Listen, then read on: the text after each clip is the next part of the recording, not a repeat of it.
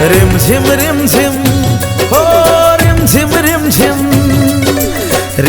रिम झिम पानी के फुहारिया, हल्का हल्का गर्मी हल्का जाड़िया।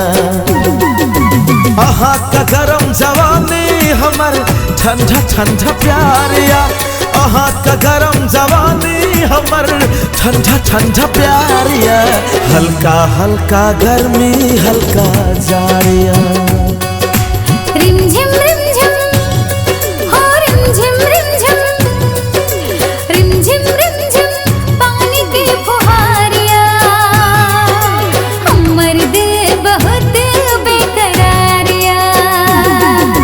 दादी अभी निशानी दे कखन सा तैयारिया, दादी अभी निशानी दे कखन सा तैयारिया, हमर दिल बहुत बेकरारिया। रिमझिम हो रिमझिम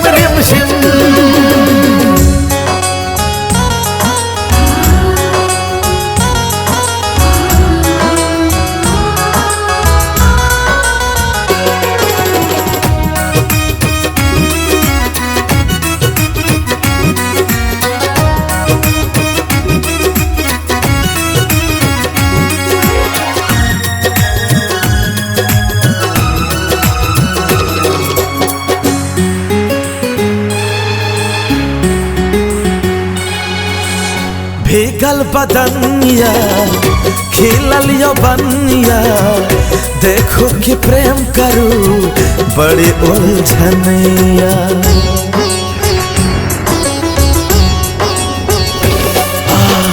गोद में उठा लिया प्यास जगा दिया, नैनक बाट सा दिल में समा लिया।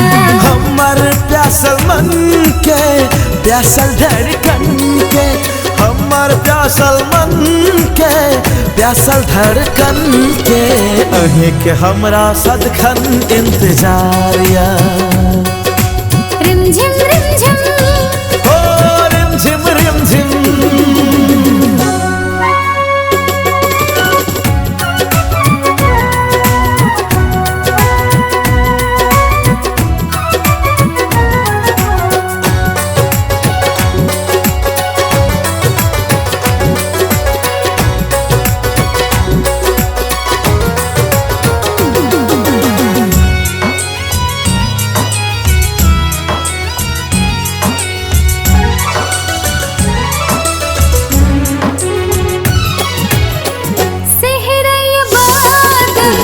मात का पसीना या बड़ा बेदर्दी बारिश के महीना या।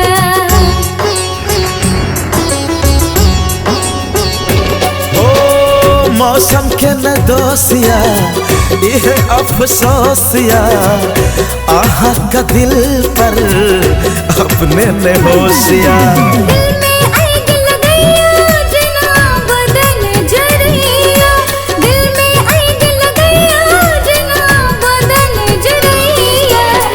नस में चढ़ल पैर बुखार।